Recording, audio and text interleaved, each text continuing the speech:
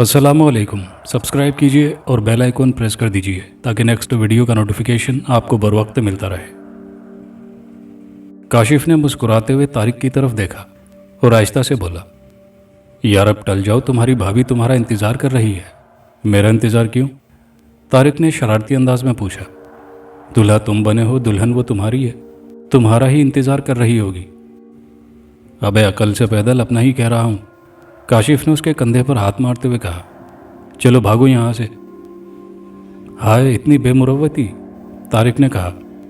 लगता है मैंने निकाह में गवाह बनकर गलती की है कि तुम जैसे प्यारे दोस्त को अपने हाथों रेशम भाभी के हवाले कर दिया। इससे तो बेहतर था मैं खुद दूल्हा बन जाता। कम अज़ कम इस तरह बेइज्जत करके तो घर से ना निकालते।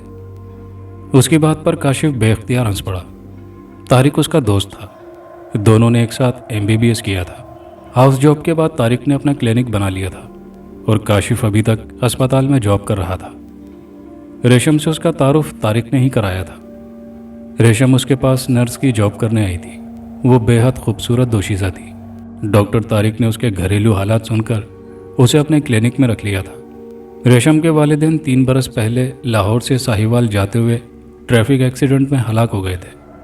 उनके मरने के बाद रेशम के चचा ने रेशम की किफ़ालत और तालीम का भार उठाया, लेकिन रेशम ने चच्ची के रवैये से तंग आकर तालीम को खैरबाद कह दिया और नर्सिंग कॉलेज में दाखिला ले लिया ताकि नर्स बनकर अपना बोझ खुद उठा सके। चचा ने चच्ची की तरगीब पर लालच में आकर रेशम के वालिदैन के घर में रिहाइश इख्तियार कर ली थी और अपना घर बेचकर कारोबार में पैसा लगा दिया था। रेशम की शादी के सिलसिले में उन दोनों ने कुछ ना सोचा, क्योंकि रेशम से छोटी उनकी 2 बेटियां भी थीं और उन्हें उनके जहेज़ भी तैयार करने थे। दूसरा, उन्हें यह भी खदशा था कि रेशम की शादी कर दी तो अपने शौहर के मजबूर करने पर वो उनसे अपना घर वापस हासिल कर लेगी और कानूनी तौर पर वो घर उन्हें वापस करना ही पड़ेगा। रेशम ने 1 साल नर्सिंग कोर्स करने के बाद जॉब के लिए कोशिशें की और आखिर डॉक्टर तारिक के क्लिनिक में काम करने लगी। कुछ दिनों बाद काशिफ तारिक से मिलने आया तो रेशम उसकी निगाहों में खप गई। फिर जब तारिक ने रेशम का उससे तारुफ कराया और उसके घरेलू हालात बताए तो काशिफ को इस सादा और मासूम सी लड़की से हमदर्दी हो गई।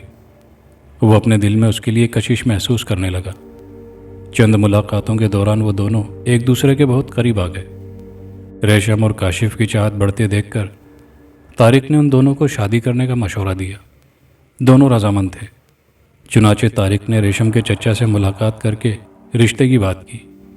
चचा अपनी मजबूरियां बयान करने लगा कि अभी उसके माली हालात बेहतर नहीं हैं। उसने काफ़ी टाल मटोल की, लेकिन तारिक रेशम से सुन चुका था कि चचा किस खदशे में मुब्तला है। उसने चचा को तसल्ली दी कि रेशम की जायदाद के सिलसिले में उनसे कोई तकाजा नहीं करेगी, लेकिन चचा ने यह कहकर बात ख़त्म कर दी कि रेशम कोर्ट मैरिज कर ले तो वो कोई एतराज़ नहीं करेंगे। इस तरह उनके लिए जहेज़ और शादी के अखराजात का भी मसला पैदा नहीं होगा और बिरादरी भी एतराज़ न कर सकेगी कि शादी में मदु क्यों नहीं किया। काशिफ की वालिदा का इंतकाल हो चुका था। वालिद का रावलपिंडी में छोटा सा होटल था। बहन भाई नहीं थे, इसलिए उसने वालिद को फ़ोन पर रेशम के बारे में बताकर शादी की इजाज़त ले ली। कोर्ट से इजाज़त हासिल करने के बाद डॉक्टर तारिक के घर पर ही निकाह की रस्म अदा की गई, जिसमें काशिफ और तारिक के चंद दोस्तों के सिवा किसी को मदु नहीं किया गया था। तारिक की बीवी ने रेशम को सजाया संवारा था। खाने पीने में रात 8 बज गए। तब तारिक के घर से रेशम की रुखसती हुई और तारिक उन्हें अपनी गाड़ी में यहाँ छोड़ने आया था। नाजिमाबाद नंबर 1 का ये घर काशिफ ने 1 साल पहले ख़रीदा था और शादी से 2 दिन पहले उसकी तज़ीन-ए-नौ कराई गई थी। रेशम बेड पर उरूसी लिबास में बैठी बेताबी से काशिफ का इंतज़ार कर रही थी। वो काशिफ की शरीक हयात बनकर बहुत खुश थी। अच्छे घर और ख़ूबसूरत शौहर का अब तक जो ख्वाब वो देखती रही थी, आज उसकी ताबीर उसके सामने थी। 2 बेड ड्राइंग रूम और टीवी लाउंज का यह खूबसूरत सा घर उसे अपनी जन्नत महसूस हो रहा था। उसने घड़ी पर नज़र डाली, 9 बज रहे थे। उसी लम्हे बाहर से गाड़ी स्टार्ट होने की आवाज़ आई तो उसने इत्मीनान का सांस लिया कि तारिक रुखसत हो रहा है। इंतज़ार की घड़ियाँ ख़त्म होने वाली हैं। उसके लबों पर बेख्तियार मुस्कुराहट फैल गई और उसने घूंघट में चेहरा छुपा लिया। चंद लम्हों बाद बाहर से कदमों की आहटें भरने लगी। تو اس کے دل کی بے ترتیب دھڑکنیں تیز ہوتی چلی گئی۔ اس کا شوہر، زندگی کا ساتھی، شب زفاف میں چاہت کے رنگ بھرنے آ رہا تھا۔ آہٹیں قریب آ گئیں۔ پھر دروازہ کھلنے کی آواز سنتے ہی اس نے سر جھکا لیا، اگرچہ کاشف اس کے لیے اجنبی نہ تھا اور وہ کافی دنوں سے ایک دوسرے کی باہوں کا لمس محسوس کرتے رہے تھے، لیکن فطری حیا اس پر غالب آ گئی تھی اور وہ روایتی دلہنوں کی طرح اپنی جگہ سمٹ گئی تھی۔ کمرے کی خاموش فضا میں وہ قدموں کی ہلکی چاپ کے ساتھ اپنے دل کی دھڑکن بھی واضح سن رہی تھی۔ وہ نیچی نگاہوں سے اس کے متحرک سائے کو دیکھتی ہوئی اپنی تیز سانسوں پر قابو پانے کی کوشش کرنے لگی۔ پھر دروازہ بند ہونے کی آواز سنائی دی تو اس کا دل تیزی سے دھڑ دھڑ کرنے لگا۔ دروازہ بند ہونے کے بعد اس نے سائے کو اپنی طرف بڑھتا دیکھ کر اس کی سانسیں تیز ہو گئی تھیں۔ وہ قریب آ کر رک کر اس کے سامنے بیڈ پر بیٹھ گیا۔ وہ گھونگھٹ کی اوٹ سے اس کے ہاتھ میں مخملی ڈبیا دیکھ رہی تھی۔ وہ جانتی تھی کہ کاشف پہلے اس کا حنائی ہاتھ پکڑ کر اسے شب سہاگ کی نشانی انگوٹھی پہنائے گا، پھر اس کا گھونگھٹ اٹھا کر دیدار کرے گا اور اس کی بند آنکھیں پا کر کہے گا، ریشم اپنی آنکھیں کھولو۔ اور پھر ایسا ہی ہوا۔ اس نے ہاتھ بڑھا کر ریشم کا ہاتھ بڑی نرمی اور پیار سے تھام کر اپنی طرف دراز کیا، پھر مخملی ڈبیا سے نکالی ہوئی ہیرے کی انگوٹھی اس کی انگلی میں پہنا دی۔ آنے والے لمحے کے تصور سے ریشم نے آنکھیں بند کر لی۔ اس وقت اس کے دل کی دھڑکن اتنی تیز تھی کہ جیسے ابھی سینہ پھاڑ کر دل باہر آ گرے گا۔ انگوٹھی پہنانے کے بعد اس نے ریشم کا گھونگھٹ الٹا اور اس کے چہرے کو اوپر اٹھاتا ہوا انتہائی رومانوی انداز میں بولا، ریشم آنکھیں تو کھولو۔ ریشم کے ذہن میں ایک دم دھماکہ سا ہوا اور اس نے گھبرا کر آنکھیں کھول دی۔ اس پر نظر پڑتے ہی اس کے حلق سے خوفزدہ سی چیخ نکل گئی۔ اس کے سامنے دلہا تو بیٹھا تھا، لیکن وہ کاشف نہیں تھا۔ اس کے چہرے پر چیچک کے پرانے نشانات تھے، جلد سیاہی مائل تھی اور ناک طوطے کی چونچ جیسی تھی، جبکہ سر پر ایک بال بھی نہیں، لیکن مونچھیں گھنی اور سفید تھی جو اسے کم از کم 50 برس کا ظاہر کر رہی تھی۔ اس کی آنکھیں شرابیوں کی طرح سرخ تھیں جن سے بے پناہ صفا کی جھانک رہی تھی۔ گلے میں پھولوں اور کرنسی کے نوٹوں کے ہار تھے اور اس نے سفید اچکن کے ساتھ چوڑی دار پاجامہ پہنا ہوا تھا۔ کیا بات ہے ریشم، ڈر گئی ہو؟ تم کون ہو؟ وہ ایک دم اپنا ہاتھ اس کے ہاتھ سے کھینچتی ہوئی ہکلائی۔ میں تمہارا دلہا، بلکہ اس گھر میں آنے والی ہر دلہن کا دلہا، وہ مسکراتا ہوا مکاری سے بولا۔ اس نے دوبارہ ریشم کا ہاتھ پکڑ لیا۔ آؤ ہم اپنی شب کی ابتدا کریں۔ اس کے ساتھ ہی اس نے ریشم کو اپنی جانب کھینچا۔ ریشم کے حلق سے گھٹی گھٹی سی چیخ خارج ہوئی اور وہ ہوش و حواس سے بیگانہ ہوتی چلی گئی۔ انجن اسٹارٹ کر کے طارق نے شرارت آمیز انداز میں قریب کھڑے کاشف کی طرف دیکھا جو مصنوعی غصے سے اسے گھور رہا تھا۔ ارے یار، کیوں منہ بگاڑ رہے ہو؟ اس حالت میں دلہن کے پاس گئے تو وہ ڈر جائے گی اور تم ساری رات کروٹیں بدلتے رہو گے۔ کاشف بے ساختہ ہنس پڑا۔ بس چلے جاؤ، ورنہ ابھی تمہاری بیگم کو فون کرتا ہوں کہ وہ آ کر تمہیں نکیل سے پکڑ لے جائے۔ بھائی میں اونٹ تو نہیں ہوں جو وہ میری نکیل پکڑے گی، البتہ تمہاری بری طرح خبر لے گی کہ دلہن کو اکیلا چھوڑ کر باہر کھڑے ہو۔ تم جان چھوڑو گے تو اس کے پاس جاؤں گا نا، کاشف نے ضج ہو کر کہا۔ خفا کیوں ہوتے ہو یار، جا تو رہا ہوں۔ طارق ہنسا اور کاشف بھی مسکرا دیا۔ اس طرح سلو موشن میں جاؤ گے تو صبح ہو جائے گی۔ ارے ہاں، طارق ایک دم چونکا۔ ولیمے کے لیے گھر پر انتظام کرو گے یا ہوٹل میں؟ تم ہی نے سب کچھ کرنا ہے، اپنے پاس تو اتنا وقت نہیں ہے۔ اچھا ریشم بھابھی کے لیے تو وقت ہے نا تمہارے پاس؟ طارق نے منہ بنایا۔ اگر تم جان نہیں چھوڑو گے تو وقت بھی نہیں رہے گا، کاشف نے ہنستے ہوئے کہا۔ خیر میں جا رہا ہوں، تم بھی کیا یاد کرو گے کہ کس سخی سے پالا پڑا ہے۔ یہ کہہ کر طارق نے گیئر لگایا اور اس نے اطمینان کا سانس لیا۔ طارق نے جاتے جاتے بھی 5 منٹ ضائع کر دیے تھے۔ کاشف نے صحن کا دروازہ بند کیا اور پلٹ کر کمرے کی طرف بڑھنے لگا جس میں اس کی دلہن ریشم موجود تھی، مگر کمرے کا دروازہ کھول کر اندر جھانکتے ہی اس کے حلق سے بے ساختہ تحیر آمیز آواز خارج ہو گئی۔ ریشم بیڈ پر بے سدھ پڑی تھی۔ وہ تیزی سے اندر آیا۔ ریشم کا ایک بازو بیڈ سے نیچے لٹک رہا تھا اور وہ تقریباً منہ کے بل پڑی تھی۔ کاشف پریشان ہو کر رہ گیا، شاید وہ بیٹھے بیٹھے سو گئی تھی، لیکن جب اس نے ریشم کو سیدھا کیا اور ریشم کی آنکھ نہ کھلی تو کاشف سمجھ گیا کہ وہ بے ہوش ہے۔ اس نے جلدی سے میز پر رکھا پانی کا جگ اٹھایا اور اس کے منہ پر پانی کے چھینٹے مارے۔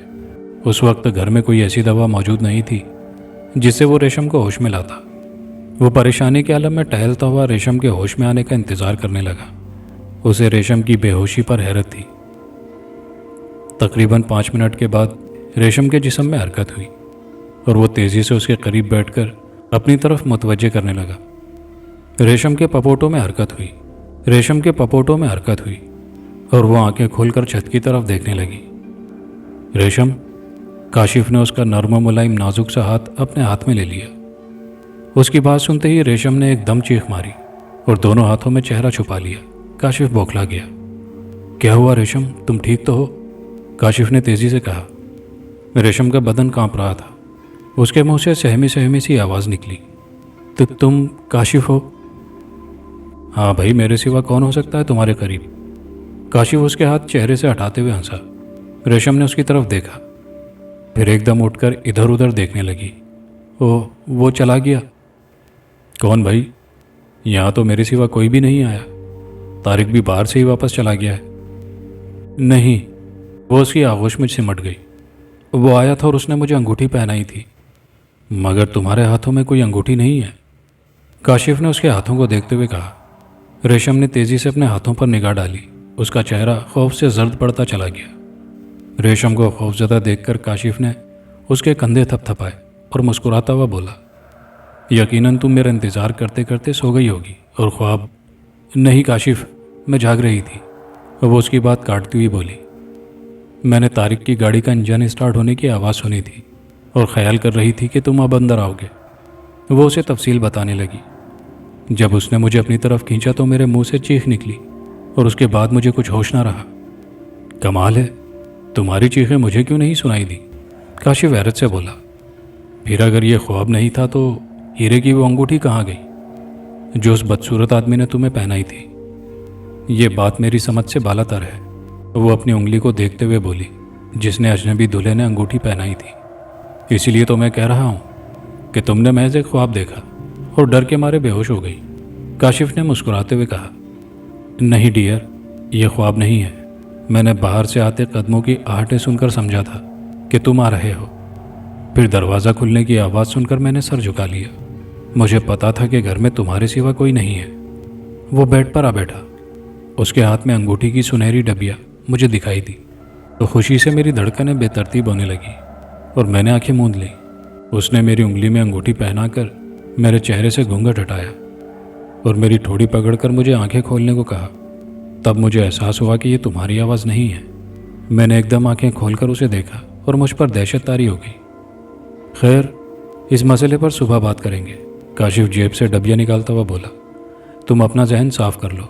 ये अरमानों और चाहतों की रात है, दाई में अहदो पैमा की रात। इस रात को ज़ाया नहीं करना चाहिए। फिर उसने डबिया खोली, मगर दूसरे ही लम्हे उसे हैरत का झटका लगा। डबिया खाली थी। वो परेशान होकर रेशम की तरफ देखने लगा। क्या हुआ डियर, क्या खाली डबिया ले आए हो खाना पूरी के लिए? रेशम मुस्कुराती हुई बोली। अरे नहीं, वो तेज़ी से बोला। जब तारिक के घर से चलने लगे थे तो उस वक्त उसकी बेगम ने मुझे ये दिया था और मैंने इसमें अंगूठी अपनी आंखों से देखी थी। शायद रास्ते में गिर गई हो या सीट पर बैठते वक्त जेब से निकल गई हो। रेशम ने इम्कान जाहिर किया। यह कैसे मुमकिन है कि डबिया जेब में ही हो और उसमें से अंगूठी बाहर जा गिरी हो? काशिफ परेशान सी आवाज़ में बोला, हो सकता है रुखसत होते वक्त गले मिलते हुए किसी दोस्त ने शरारत की हो और डबिया। अरे हाँ, काशिफ तेज़ी से बोला, यह मुमकिन है कि डबिया निकाल कर और खाली करके जेब में वापस डाल दी गई हो। लेकिन यह शरारत अच्छी नहीं है, रेशम ने मुस्कुराते हुए कहा। वो अब नॉर्मल हो चुकी थी। कोई बात नहीं, दोस्तों में सब चलता है। काशिफ ने हंसते हुए उसे अपने बाजुओं में ले लिया। जिसने भी निकाली है कल वापस कर देगा। एक अंगूठी की फिक्र में हम जिंदगी की ये अहम रात क्यों ख़राब करें? ओह ठहरो तो डियर, अपनी इस भारी अचकन से तो निजात हासिल कर लो। रेशम कसमसाई। माफ़ करना, तुम्हें पानी की खुशी में याद ही नहीं रहा कि इसे उतारना भी होता है। वो हंसता हुआ बोला।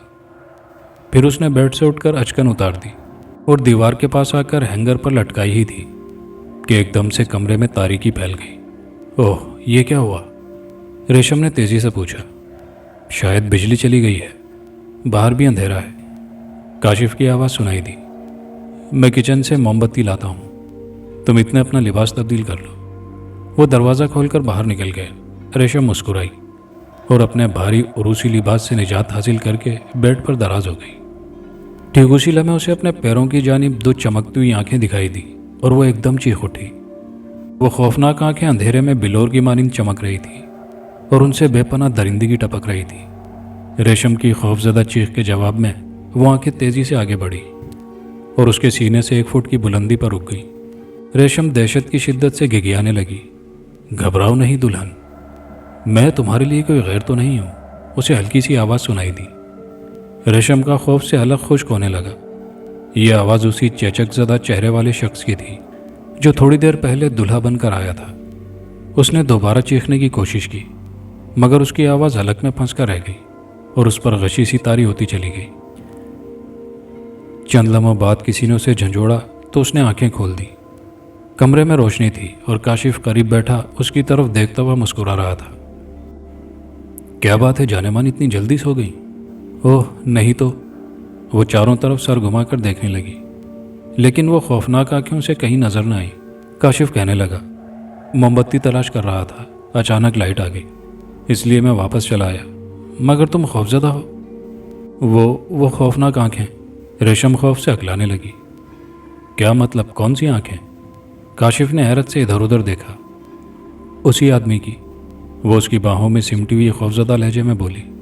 وہ پھر آیا تھا مگر اس کی صرف آنکھیں دکھائی دی، خوفناک اور شفاف آنکھیں۔ کیا تم نے میری چیخ نہیں سنی تھی؟ لا حول ولا، کاشف ہنس پڑا۔ کیوں مذاق کرتی ہو؟ کیا تم میری بہادری کا امتحان لینا چاہ رہی ہو؟ نہیں کاشف، خدا جانتا ہے میں سچ کہہ رہی ہوں، یقیناً یہ مکان آصف زدہ ہے۔ اس پر کاشف بے اختیار ہنسنے لگا۔ اب مجھے یقین ہو چلا ہے کہ تم جاگتے میں ڈراؤنے خواب دیکھتی ہو۔ میں 1 سال سے یہاں رہ رہا ہوں لیکن مجھے کبھی کوئی آصف نہیں دکھائی دیا اور نہ ہی کبھی خوف آیا۔ او تو پھر مجھے کیوں وہ آدمی نظر آتا ہے؟ ریشم نے دونوں ہاتھوں میں سر تھام لیا۔ کہہ رہا تھا کہ میں کوئی غیر تو نہیں ہوں، اصل میں یہ جگہ تمہارے لیے غیر ہے، کاشف نے مسکراتے ہوئے کہا۔ اجنبی جگہ پر اکثر لوگ ڈر جاتے ہیں۔ ریشم سوچتی ہوئی بولی، ہو سکتا ہے ایسا ہی ہو، بہرحال اب تم کہیں مت جانا کہ وہ مجھے دوبارہ دکھائی نہ دے۔ ارے اب کہاں جانا ہے میں نے، وہ اس کے چہرے پر جھکتا ہوا بولا۔ اب تو دل کے ارمان نکالنے کا وقت آیا ہے۔ ٹھیک اسی لمحے ایک دم بلی چیخی اور ریشم بے اختیار چیخ کر کاشف سے لپٹ گئی۔ ارے ارے، وہ بوکھلا کر اس کے کانپتے وجود کو سمیٹتا ہوا بولا۔ بلی سے ڈر گئی؟ بہت ڈرپوک ہو۔ کہ کیا تم نے بلی پالی ہوئی ہے؟ وہ خوف سے اکلائی۔ پالنے کی کیا ضرورت ہے؟ محلے میں بے شمار بلیاں ہیں جو کھانے پینے کی تلاش میں رات کو گھروں میں گھس آتی ہیں۔ بلی کی آواز اب بھی آ رہی تھی جیسے رو رہی ہو، اور یہ آواز روشن دان سے آ رہی تھی۔ شاید بلی چھت پر موجود تھی۔ پھر دوسری بلی کے رونے اور خرخرانے کی آواز سنائی دی جیسے وہ ایک دوسرے پر غرا رہی ہوں۔ کاشف، ریشم کے منہ سے سہمی ہوئی آواز نکلی۔ انہیں بھگاؤ ورنہ میرا ہارٹ فیل ہو جائے گا۔ کاشف نے اس کے سینے پر ہاتھ رکھا۔ ریشم کا دل بہت زور سے دھڑک رہا تھا، وہ دہشت زدہ تھی۔ اس کا بدن سردی لگے مریض کی طرح کانپ رہا تھا۔ اس حالت میں تو رات گزارنے کا تصور بھی نہیں کیا جا سکتا تھا۔ بلی اب غراتی ہوئی چھت پر دوڑ رہی تھی۔ کاشف نے نرمی سے ریشم کو خود سے جدا کرتے ہوئے کہا، اچھا میں انہیں بھگاتا ہوں۔ وہ بیڈ سے اٹھا اور دروازہ کھول کر باہر نکل گیا۔ ریشم نے جلدی سے چادر اٹھا کر اوڑھی اور اس میں چہرہ چھپا لیا۔ کاشف کے دور جاتے قدموں کی آہٹیں بتدریج معدوم ہو گئی۔ شاید چھت پر جانے والے زینے عمارت کے آخری سرے پر واقع تھے۔ ریشم پہلی بار یہاں آئی تھی اس لیے گھر کی لوکیشن سے نابلد تھی۔ طارق اور کاشف اسے گاڑی سے اتار کر سیدھا اسی کمرے میں لائے تھے۔ دوسرا کمرہ متصل تھا اور دونوں کمروں کے درمیانی دروازے پر ریشمی پردہ جھول رہا تھا۔ ریشم کے خیال میں وہ ڈرائنگ روم تھا۔ اچانک اس دروازے کی طرف سے کوئی چیز فرش پر گرنے کی ہلکی سی آواز سنائی دی۔ ریشم نے بے اختیار اس طرف دیکھا لیکن دروازوں پر پھیلے پردوں کے سبب دوسری طرف کا منظر دکھائی نہ دیا۔ وہ پردے سے نگاہیں ہٹانے ہی لگی تھی کہ اچانک ہلکی سی کراہ سنائی دی۔ وہ نسوانی کراہ تھی۔ وہ کراہ سنتے ہی ریشم بے اختیار اچھل پڑی۔ اس کے ساتھ ہی پردے میں حرکت ہوئی اور چٹاخ کی آواز کے ساتھ ہی گھٹی گھٹی سی چیخ بلند ہوئی۔ چیخ سنتے ہی ریشم ایک دم اچھل کر بیڈ سے اتری اور دروازے کی طرف دوڑتی ہوئی چیخی، काशिफ। ठीक उसी लम्हे तारीकी फैल गई और वो बंद दरवाजे से जा टकराई। अंधेरा फैलते ही उस पर दहशत तारी हो गई। उसी लम्हे किसी ने अकब से उसका हाथ पकड़कर खींचा और वो बिस्तर पर जा गिरी। भागना फजूल है दुल्हन। चेचक ज़दा शख्स की आवाज़ हल्की मगर दरिंदगी से भरपूर थी। ये रात मेरे और तुम्हारे अरमानों की रात है। आओ हम इस रात को अमर कर दें। नहीं, रेशम के अलग से दहशत ज़दा आवाज़ खारिज हुई। ठीक उसी लम्हे बाहर से दौड़ते कदमों की आहटें बुलंद हुई और कमरे में एकदम रोशनी फैल गई। ये देखकर रेशम की आंखें पथरा गई कि वो बेड पर तन्हा थी। इसके साथ ही एक बार फिर उस पर बेहोशी तारी होती चली गई। एक दो लम्हों बाद काशिफ तेजी से अंदर आया। रेशम को बेड पर बेसुध पड़ा देखकर वो एक लम्हे के लिए ठिठका, फिर एकदम आगे बढ़ा और रेशम को हिला जुला कर देखा। फिर उसकी नब्ज और सीने की धड़कन चेक की और गहरा सांस लेकर बेड पर बैठ गया। उसकी समझ में कोई बात नहीं आ रही थी। रेशम का बार बार खौफ से बेहोश होना हैरान कुन था। वो बिल्लियों को भगाने छत पर गया तो वहाँ एक भी बिल्ली नहीं थी। फिर रेशम की चीख सुनकर वो वापस दौड़ पड़ा था, मगर रेशम बेहोश पड़ी थी। न जाने अब उसने क्या देख लिया था जिससे डरकर वो बेहोश हो गई थी। चंद लम्हों के बाद रेशम को होश में लाने की कोशिशें करने लगा। इस बार उसे जल्दी होश आ गया। ओह काशिफ, वो बेख्तियार उसके सीने से लगकर रोने लगी। ये सब क्या हो रहा है? क्या हुआ, तुम क्यों चीखी थी? काशिफ ने नरमी से पूछा। उस कमरे में क्या है? उसने दरमियानी दरवाजे की तरफ इशारा किया। ड्राइंग रूम है, सोफे मेज टीवी वगैरह। काशिफ ने चौंकते हुए कहा, क्या तुमने नहीं देखा ये कमरा?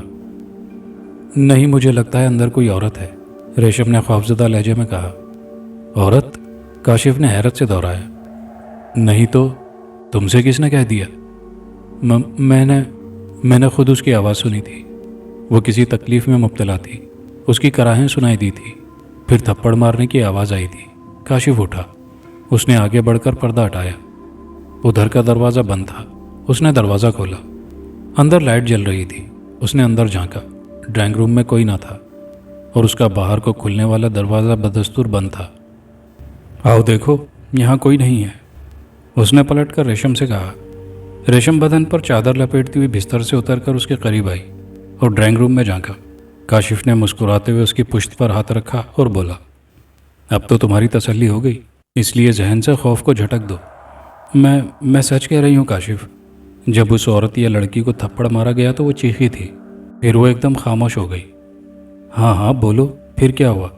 काशिफ ने तेज़ी से पूछा। रेशम बोली, मैंने डर कर तुम्हें पुकारा और दरवाजे की तरफ दौड़ी, मगर एकदम लाइट ऑफ हो गई और किसी ने मेरा हाथ खींचकर बिस्तर पर फेंका। फिर उसी आदमी की आवाज़ सुनाई दी। वो मेरी इज्जत के दर पे है काशिफ। ये कोई ठरकी आसेब है, मेरे साथ रात गुजारना चाहता है। हाँ, और उसने कहा कि भागना फजूल है दुल्हन, ये रात तो हमारे अरमानों की रात है। आओ हम इस रात को अमर कर दें। तफसील सुनकर काशिफ परेशान हो गया। अगर रेशम का बयान दुरुस्त था तो वाकई कोई आसेबी चक्कर था। इस मकान में वो साल भर से तन्हा रह रहा था, लेकिन आज तक उसके साथ ऐसा कोई गैर मामूली वाक़या पेश नहीं आया था और न ही वो मेडिकली तौर पर आसेब जैसी खुराफात पर यकीन रखता था, इसलिए उसे कभी खौफ महसूस नहीं हुआ था। लेकिन अब रेशम के साथ जो कुछ पेश आ रहा था उसे झुटलाना भी मुमकिन नहीं था। उसे रेशम की दिमागी हालत पर भी कोई शुबा न था। उसने घड़ी की तरफ देखा, 12 बज चुके थे। उसने रेशम की तरफ देखा। रेशम का चेहरा खौफ से जर्द हो रहा था और वो उसकी आगोश में बैठी कपकपा रही थी। चंद लम्हों के बाद उसने रेशम से कहा, क्या ख्याल है, तारिक से बात करूं इस सिलसिले में? नहीं, तुम्हारी तरह वो भी यकीन नहीं करेंगे, मजाक उड़ाएंगे। वैसे है तो मजाक ही, भला किसी की सुहागरात ऐसी गुजरती है? काशिफ मुस्कुराया। माफ़ करना काशिफ, वो सिसक पड़ी। मैं क्या करूं, तुम खुद सोचो कि मैं दानिस्ता तो ऐसा नहीं कर सकती ना। अच्छा छोड़ो, खुद को नॉर्मल करो, अभी आधी रात बाकी है। काशिफ ने बेड पर दराज होते हुए कहा, मुझे प्यास लगी है, हलक खुश्क हो रहा है, वो बोली। काशिफ ने उठकर मेज़ पर पड़े जग से गिलास में पानी उंडेला और रेशम को गिलास थमाकर बोला, लो पियो, मैं ज़रा लिबास तब्दील करके आता हूँ। वो दीवार पर नस्ब हैंगर की तरफ बढ़ा। रेशम ने गिलास मुंह से लगाया, मगर पहला घूंट लेते ही उसे यूं महसूस हुआ जैसे पानी कसीफ और नमकीन हो। उसने बेख्तियार गिलास पीछे हटाकर देखा तो उसमें पानी की बजाय गहरे सुर्ख रंग का सियाल था। तब उसे खून का जायका याद आया और उसे बेसाख्ता उबकाई आई। اور اس کے ساتھ ہی گلاس اس کے ہاتھ سے چھوٹ گیا۔ گلاس ٹوٹنے کی آواز سن کر کاشف تیزی سے پلٹا اور ریشم کو اپکائیاں لیتے دیکھ کر پریشان ہو گیا۔ اوہ کیا ہوا ریشم؟ وہ اس کی طرف لپکا۔ ریشم بیڈ سے منہ نیچے کیے اپکائیاں لیتے ہوئی قے کرنے کی کوشش کر رہی تھی۔ کاشف نے اسے کندھوں سے پکڑ کر سیدھا کیا۔ کاشف، خون، میرے منہ میں خون چلا گیا ہے، وہ بمشکل بولی۔ ارے کیسا خون؟ کیا دانتوں سے؟ نہیں، وہ چیخی، گلاس میں تھا۔ ایک گھونٹ میرے حلق میں گیا تو خون کا ذائقہ محسوس ہوا۔ کاشف نے حیران ہوتے ہوئے پہلے جگ کی طرف دیکھا۔ شیشے کے جگ میں شفاف پانی نظر آ رہا تھا۔ پھر فرش پر نظر ڈالی، ٹوٹے ہوئے گلاس کے ٹکڑوں کے پاس بھی پانی پھیلا ہوا تھا۔ مگر گلاس میں تو پانی تھا ریشم، وہ سٹپٹا کر بولا۔ نہیں، میں سچ کہتی ہوں، میں نے خود دیکھا تھا، گلاس میں پانی کی بجائے خون تھا، گہرا سرخ خون۔ یہ دیکھو، فرش پر تو پانی نظر آ رہا ہے۔ کاشف نے فرش کی طرف اشارہ کیا۔ ریشم نے جھک کر فرش پر نظر ڈالی اور حیرت سے اس کا دماغ معاف ہونے لگا۔ اس کا سر چکرایا اور اس نے بے اختیار دونوں ہاتھوں میں سر تھام لیا۔ اسے خون کا ذائقہ محسوس ہوا تھا اور پانی کا رنگ سرخ کیوں دکھائی دیا تھا۔ خوف کی شدت سے ریشم کی حالت اتنی خراب تھی کہ اس کا جسم تپنے لگا تھا۔ کاشف نے اس کی نبض دیکھی اور پریشان ہو گیا۔ ارے تمہیں تو بخار ہو رہا ہے، وہ اس کی پیشانی پر ہاتھ رکھتے ہوئے بولا۔ کاشف، مجھے یہاں سے لے چلو ورنہ میرا دم نکل جائے گا، وہ بلبلائی۔ آخر یہ سب کچھ میرے ساتھ ہی کیوں ہو رہا ہے؟ تمہیں کیوں محسوس نہیں ہوتا؟ پانی کا ذائقہ اور رنگ کیوں تبدیل ہوا؟ وہ خوفناک شخص تمہیں کیوں نظر نہیں آتا ہے؟ ہاں، کوئی نہ کوئی بات ضرور ہے، کاشف آہستہ سے بولا۔ لگتا ہے کوئی ماورائی طاقت نہیں چاہتی کہ ہم رات گزاریں۔ بہرحال اب تم بخار کی ٹیبلٹ کھا کر سو جاؤ۔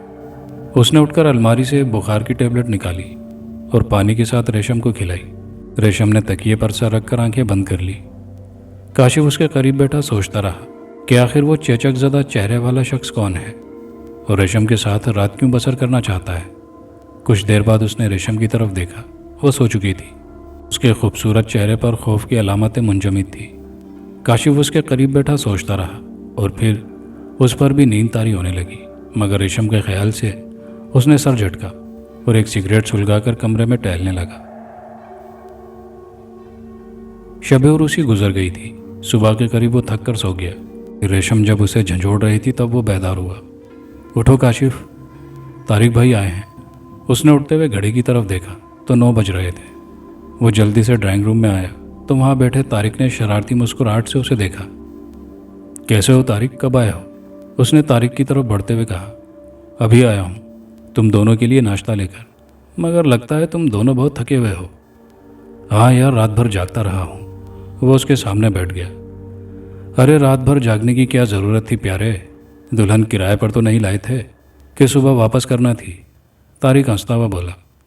ارے بھکو مت یار، میں کسی اور وجہ سے جاگتا رہا ہوں۔ کاشف نے اسے گھورتے ہوئے ڈانٹا۔ وجہ بتاؤ گے یا نہیں؟ طارق مسکرایا۔ ویسے اس میں شرمانے یا غصہ کرنے والی کوئی بات نہیں، یہ رات ہوتی ہی جاگنے کے لیے ہے۔ کاشف نے مناسب سمجھا کہ اسے سب کچھ بتا دے، ورنہ طارق کی زبان چلتی رہتی۔ اس نے رات کے واقعات سنائے تو طارق بھی حیران رہ گیا۔ ہو سکتا ہے واقعی آصف کا چکر ہو۔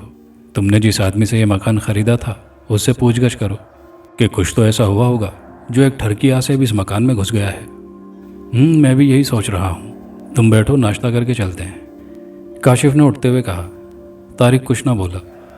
ریشم کو طارق کے گھر ڈراپ کرنے کے تھوڑی دیر بعد وہ دونوں پراپرٹی ایجنٹ کے آفس میں جا پہنچے۔ مکان اسی کے ذریعے خریدا گیا تھا۔ ہم معلوم کرنا چاہتے ہیں کہ اس مکان میں کاشف سے پہلے کن لوگوں کی رہائش تھی؟ طارق نے ایجنٹ سے پوچھا۔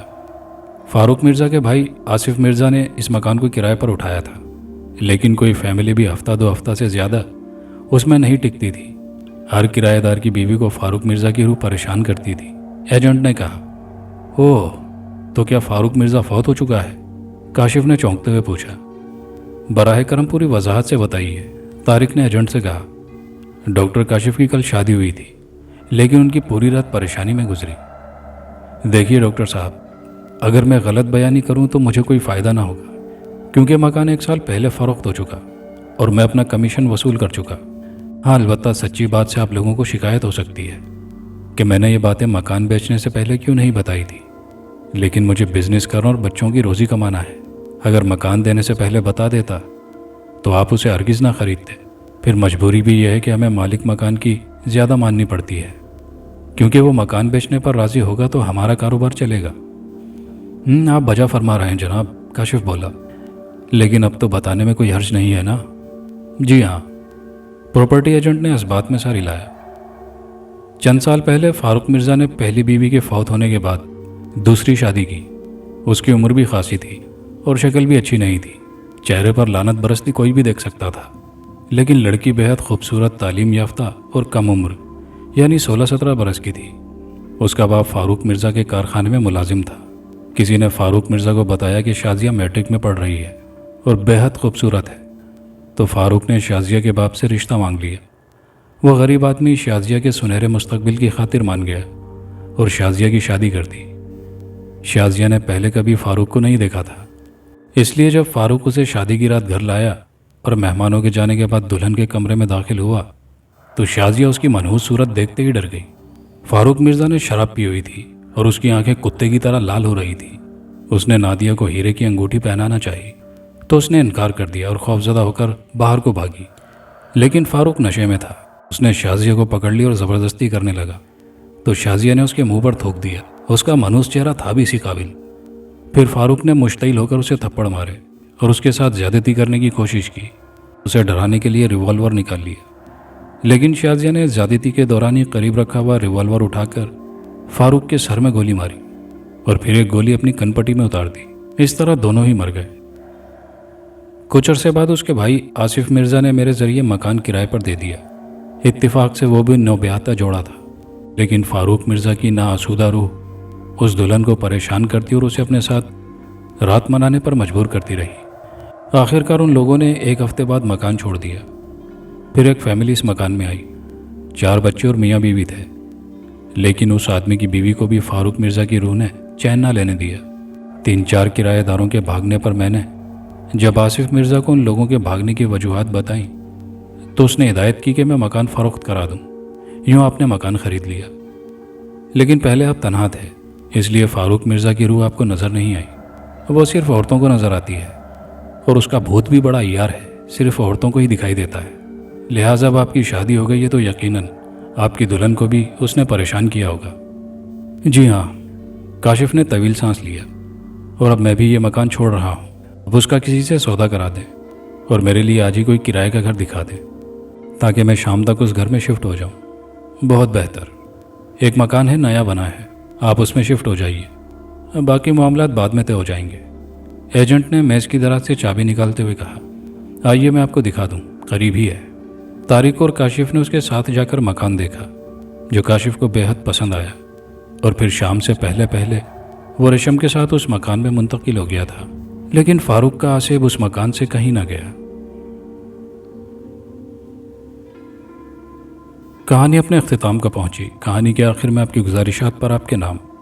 خالد صاحب ہیں برمنگم UK سے، نگہت صفدر صاحبہ ہیں لاہور سے، کہکشاں صاحبہ ہیں کوٹا راجستھان انڈیا سے، ندیم قریشی صاحب ہیں مغل پورہ لاہور سے، یاسین علی صاحب ہیں رامپور UP سے، جسی راجپوت صاحب ہیں ہوشیار پور ننگل تھاتھل پنجاب انڈیا سے، سید توقیر حیدر صاحب ہیں نورپور نورنگا پاکستان سے، عدیل صاحب ہیں برازیل سے، جاوید شمس الحق صاحب ہیں لاہور سے، حتیم صاحب ہیں سعودی عربیہ سے، احسان احمد صاحب ہیں دلی انڈیا سے، سلمہ صاحبہ ہیں کرناٹکا انڈیا سے، عمیر علی صاحب ہیں مظفر پور سیالکوٹ پاکستان سے، شاہد علی صاحب ہیں work shop Lahore road Sargodha سے، حمیرہ وحید صاحبہ ہیں کراچی سے، عظمت صاحب ہیں مالٹا سے، زین علی محمد شہباز صاحب ہیں قطر سے، تعلق ان کا میرپور پاکستان سے ہے، مجیب اللہ قریشی صاحب ہیں بہاولپور پاکستان سے، مہک صاحبہ ہیں لاہور سے، آصف خان صاحب ہیں کراچی سے، تنویر احمد صاحب ہیں ضلع ناسک میلا گاؤں انڈیا سے، محمد عمران صاحب ہیں کراچی سے، محمد رئیس صاحب ہیں بنگلہ دیش سے، شانز کاشف ہیں لندن سے، زاہدہ رضوی صاحبہ ہیں ٹورنٹو کینیڈا سے، جان بلوچ صاحب ہیں کراچی سے، نعیم الدین انصاری صاحب ہیں چھپرا بہار انڈیا سے، حبیب الرحمان صاحب ہیں خانیوال پاکستان سے، محمد یاسین صاحب ہیں مالر کوٹلہ پنجاب، شہزاد تیاگی صاحب ہیں شہر کا نام نہیں لکھا، جنید احمد ادریسی صاحب ہیں کانپور انڈیا سے، اور ثنا عزیر صاحبہ ہیں جھارکھنڈ رانچی انڈیا سے۔ آپ تمام لوگوں کے کامنٹس کا بیحد شکریہ۔ ویڈیو اچھی لگی ہو تو دوستوں کے ساتھ لائک شیئر ضرور کیجیے گا، کامنٹ باکس میں اپنی قیمتی رائے کا اظہار کیجیے گا، اور چینل پر نئے والے دوستوں سے گزارش ہے کہ چینل کو لازمی سبسکرائب کر لیجیے۔ شکریہ۔